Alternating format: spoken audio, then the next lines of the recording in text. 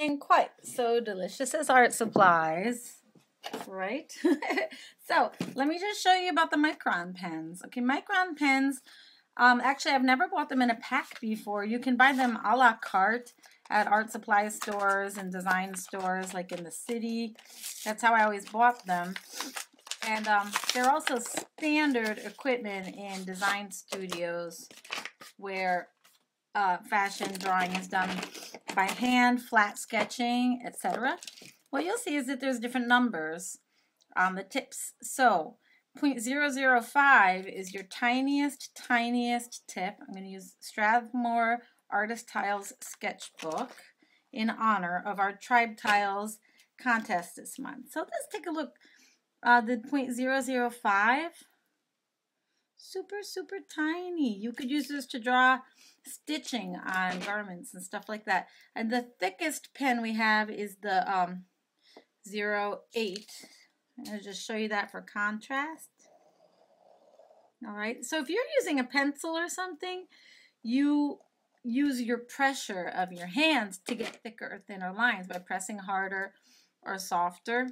This is the 0.2. But with fine pens, you go by the number 0.1. And all of this will become clearer the more often we talk about it and do it. Here's a 3, here's a 3, and 0.5. So those are the ones that all come in this particular pack.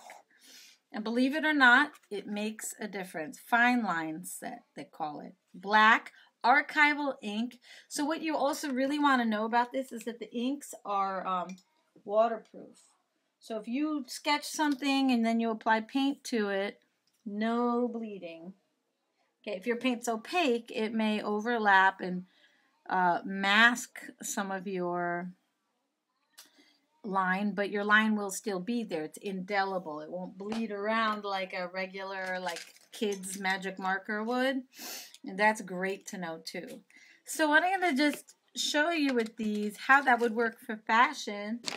Quick intro to sketching flats. I've never done flat sketching demo for YouTube. This will be like a temporary training that will come down when my classes start in the middle of April this year.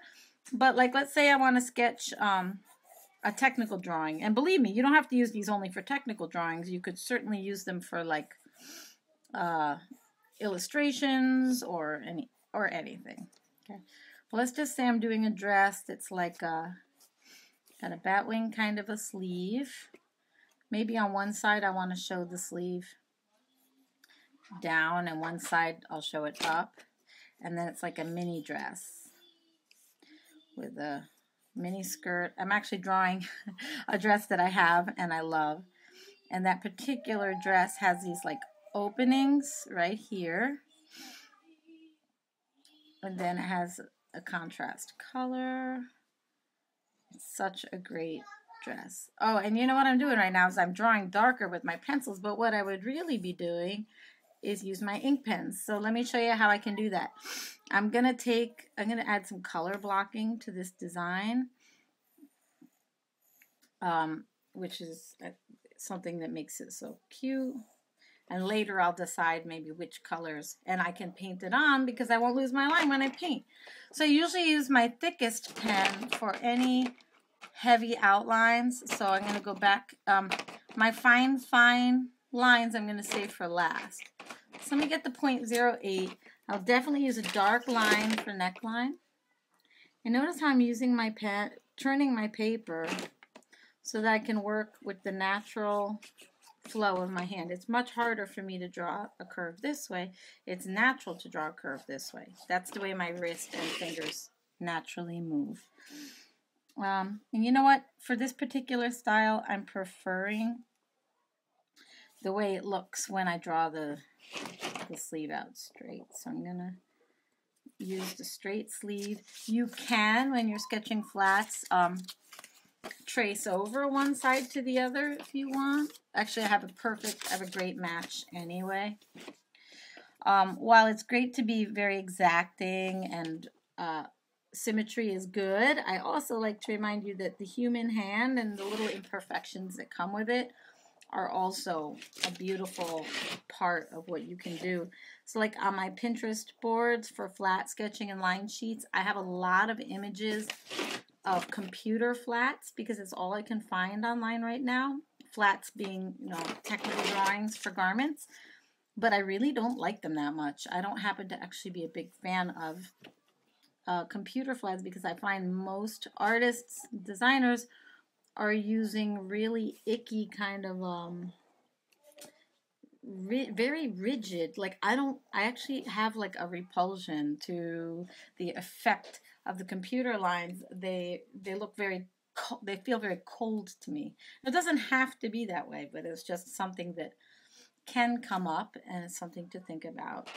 And I did all of that with my thickest pen, but usually I would use a thinner pen for seams, a thicker pen for outlines such as, of openings, such as the neckline. What I am going to do is take my fine pen, my .005, and put in some of the stitching that I imagine in this garment, which would be like, let's say I was going to have these little slits here, and they're going to have top stitching finish on that edge so that they can be open. Using my fine pen makes it easy to show that. And then coming back to my heaviest pen, those are the extremes, right? The heavy pen and the light pen will give you your extreme dimensions. And let's say I wanted to design even a little pocket. Maybe I'll take something like the 05. Let's say I was going to have like a little hidden pocket for lipstick. Kind of a play on the classic like shirt pocket, but it's going to be in this funky disco dress in case you're out dancing. Let's say I want to add some gathers, more for decoration than for fit, since it's not really needed for a knit, but maybe I want to add some gathers here for shape. Maybe I want to take a pen. What else could I use my pen for? I could actually use my pen to play around with a pattern concept. You know, maybe I want to do something with, since I had this like disco kind of inspiration, maybe before I add paint, I'm gonna like feel out the scale of the pattern. So what you can do with your tile sketchbook pages, you can also, I could even work out my fabric design here in color, different colorways. Now this is how a story starts. Maybe I'll take it day by day. Maybe what I'm going to do is a spiral print that comes in different scales. So like some pieces are cut in the large, huge spiral, and then maybe some other patterns are tiny spirals, almost like polka dots. Oh my gosh. It's amazing when you just sit down with no idea whatsoever and let the space flow, how ideas start to come to mind. When you do something like this, it's cut and sewn, remember that wherever the seam is, your pattern, your print is going to get cut into. So it looks a lot more realistic if you remember to show the pieces of the motif that got cut. I think I'm also going to play with having a solid area, or maybe something so ridiculously huge. No, I got to play with that later, adding ink. Maybe the bottom is just black and white, so maybe it's black, black, white. And the reason I'm showing you this, to get you inspired to start. It's also to encourage you to step into the Tribe Tiles challenge, you know, taking a square piece of paper or even cropping your own work into a square, just because once it's on Instagram, it would be a tile anyway, right? Submit any of your square design, and I'm going to select one scholarship student at the end of the month for my Soulful Fashion Illustration Foundation semester. But I'm also going to each week choose a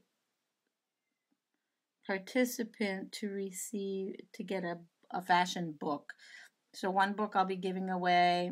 Well, I think I'm going to surprise you, even though I already know. But the first one I'll be giving away is not my book that I wrote, but it's called Fashion Design Research. And it's a book that I reviewed and really enjoyed. So I'm going to set that up for the first prize. This is going to be like a humongous piece of the biggest spiral you've ever seen in your life. And then maybe these are on a black ground, who knows. So what I'm using here is gouache and fine line pens on sketch paper, the square format. Now, I don't always color flats. I was in the moment, I was moved, the spirit moved me, and here we go. I don't always put patterns on flats either. I kind of did that to lively it up, just because I had a concept about patterns. But I hope you enjoyed. I hope this gave you some ideas. I hope you'll think about submitting your own designs using the hashtag Tribe Tiles on Instagram. You can also tag me on Instagram. I'm FashionIllustrationTRIBE. Just FashionIllustrationTRIBE. And it's really easy to set up an Instagram account. If you don't have one, it's like cake. So if you want to do that, I also have a video on YouTube where you can get some ideas about how to use Instagram. There's so many different ways you can use it. And I used tempera cakes. This is a really beat up set. I'm just going to show you because, to be honest with you, they're a mess. They're gross. But I just ordered a new set, and I ordered the wrong brand, and the colors came out really faded. And so I'm using my icky. I was about to throw this out, and then I said, oh my gosh, I better hold on to it until I get what I really wanted. Because when I ordered these, I didn't get what I really wanted. Another thing that's unusual about this is that I'm working without a fabric swatch, and usually I never do anything without a fabric swatch on hand so that I can match the color and the pattern. But the great thing about working this way is that you can be so free, and sometimes you just gotta let it all go, and not be so studious about everything. Yeah, I could see this going somewhere, but there's step one to my little batwing dress. So thanks for joining me today. Maybe you'll submit a tribe tile over on Instagram. These are the Micron pens, Pigma Micron, and by Sakura, Japan, Japanese waterproof pens. Here's the pack. Here's the sketchbook I used. Strathmore Artist tiles, art supplies, and techniques. I hope